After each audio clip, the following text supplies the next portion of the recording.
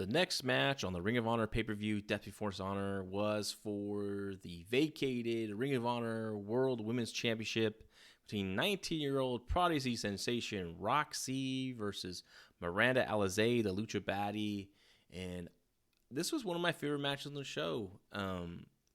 They told a pretty good story. And Rok-C's a perfect babyface, you know. She's 19 years old. She's cute as a button. The whole crowd was like really going for her. Miranda Alize did have her fan base. She had her family there. So did Rok-C. And these girls brought it. You know, they worked really hard. And like I said, they told a good story. Miranda Alize, God, she's a little. I'm liking her every time I see her, even more. I love that attitude. Total charisma. Just walking from the curtain to the ring, inside the ring. She was the heel, and she was just bullying Rok-C, telling her that it's her title, it's her moment, blah blah. And she did some of her lucha stuff, which she's good when it looks good when she's in someone that can really base for her. But like I think her best stuff is doing the lucha brawling, like being a brawler, being physical, and throwing those moves in here and there, which she did here, and that's why it worked. I think she has a ton of potential, man. And the thing that sticks out for me with her is just her charisma, just that attitude. I mean, I just like watching her mug the camera, and her promos are pretty good too. So I was kind of leaning putting the belt on her first and having like this really dominant kind of heel champion and let Rok-C kind of chase her. But this was a good move to put Rok-C over. It was a special moment, and this is what people are talking about coming out of this pay-per-view was this match here. And they should, because it's a great match. But this is one of the reasons why I think they should have put this much attention to making a moment for Josh Woods that they did for Rok-C and for this women's title. I know they're really they spent weeks and weeks with a tournament building to this match, and in the end it came through, and it was a good match. Got over the belt, got over the two women, got over the new champion Rok-C, and it was a win for everyone in this division. It's a bigger company, a bigger budget, but I think ROH has a more interesting women's division than AEW does. AEW's women are, they have a lot of them, but a lot of them just aren't that good.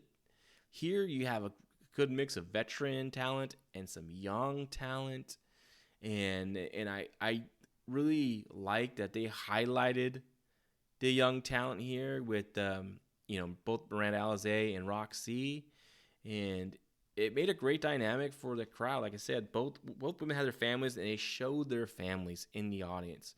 Great production by Ring of Honor. I also want to say, awesome work by Ian Riccaboni and Caprice Coleman on this pay-per-view. I tweeted this out during the pay-per-view, and like one of my main things I love about Ring of Honor is just Ian Riccaboni and Caprice Coleman on their call, because they get so detailed about stuff, and they discuss stuff, analyze stuff, and of course Caprice Coleman, a former wrestler, he can like go in there and give it like real life, if this was a shoot, like how would it feel, how you're feeling, and everything like that. So I think they're one of the best groups, commentary teams out there, and they should get more respect. But probably not right now, because a lot of people probably aren't really watching Ring of Honor, and they should, because I've been saying like it's a really good product now, and it always has been a good product. I'm saying now, but it's always been a really good product. But I just really like what they're doing now, and they're adding some pieces to the promotion that I think is really going to benefit them, and they got a good crop of guys and women.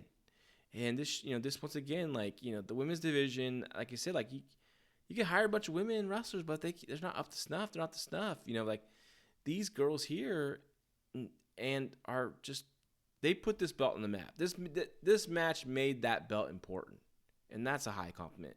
They should be very proud of this match, especially two young girls like this. Rok-C, when she won, like just really you could just see genuine emotion, happiness. I thought Miranda Alize's reaction was perfect when she lost. And it's like she lost, but she didn't lose anything. Like you still want to see more of her, and you want to see these girls have a series of matches. So I would, I'm hoping that they are both signed with ROH now, and I would make this their rivalry in a Ring of Honor. This is the one that gets revisited over and over again, and it's always should be about Rok-C versus Miranda Alize, and whoever beats Rok-C, if it was me, I just make it Miranda Alize. I think she deserves it already. I know they got Chelsea Green coming in, and she has a big Instagram follower or whatever. She's popular out that way, but man, I think she's behind these girls personally. She has experience, but I think these girls are more interesting. That's just being honest. And I'm not knocking Chelsea Green. I like her. I think she's fine on the show. She's fine on the card. But, you want to build around these girls like this. Trish Adora, who they have. Maxie Impaler. I mean, I like that gimmick. She's different. You need different. Holly Dead, same thing. She's good. You got, like I said, you got the veterans in there. You got Sumi Sakai. You got Allison Kay. Angelina Love to kind of fill out the veteran side of the roster, and each has their strengths and weaknesses, but it's a good balance. And I love this balance. I love the balance of the youth and the experience, and I think it just makes a more interesting division. And and what I like about Ring of Honor, like they know the limitations of their roster, of the women's roster, what these women can do. They're not going to send them out there for 20-minute matches if they can't do it, but they stick to their 6 to 8 minute matches, and it's good. Or it's sometimes like I talk to my buddy Garrett on the Fight Game podcast about this all the time, and he's just why they have to go through a break at AEW with the women, because people get upset. Like, well, fuck those people. I'm sorry, it's already cussed on here, but like I'd rather have a good solid 8 minutes than 12 minutes and it falling apart. So Hunter Delirious, he does a great job at booking, and he understands the limitations of his workers and of these women workers in general. And I think he's doing a great job with it, obviously, with this division. And I don't think every promotion has to have a women's division, because if it's better, I don't have it if you can't have the quality, and ROH does have the quality. So this is one match I wouldn't skip on the pay-per-view, even if you're not into women's wrestling, because it doesn't matter women or male. Like, this was just a good story they told, and a good emotional win from the young babyface. So definitely give it a watch, and let me know your thoughts on it as well.